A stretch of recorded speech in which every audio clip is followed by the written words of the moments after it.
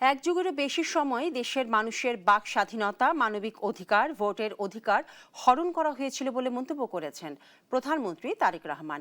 সোমবার বিকেলে বগুড়া জেলা বিএনপি জনসভায় তিনি বলেন, বাংলাদেশের মানুষ হারিয়ে যাওয়া ভোটের অধিকার এবং কথা বলার অধিকার প্রতিষ্ঠা করেছে।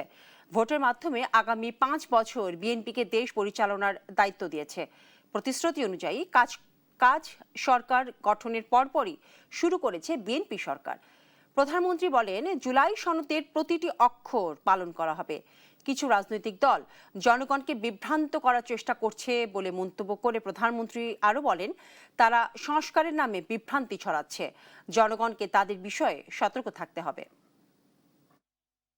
কিছু রাজনৈতিক দল সংসদে এবং সংসদের বাইরে জনগণকে বিভ্রান্ত করার জন্য কিছু কথাবার্তা তারা বলা শুরু করেছে। আজকে ষড়যন্ত্রের গন্ধ পাচ্ছি আমরা। খেয়াল করে দেখবেন, যারা এই সংস্কার করে যারা জনগণকে বিভ্রান্ত করতে যাচ্ছে, জুলাই সনদের সম্পর্কে বিভ্রান্ত করতে চাচ্ছে, তারা কিন্তু নারীর স্বাধীনতা অথবা নারীর উন্নয়ন নিয়ে কোনো কথা বলে না।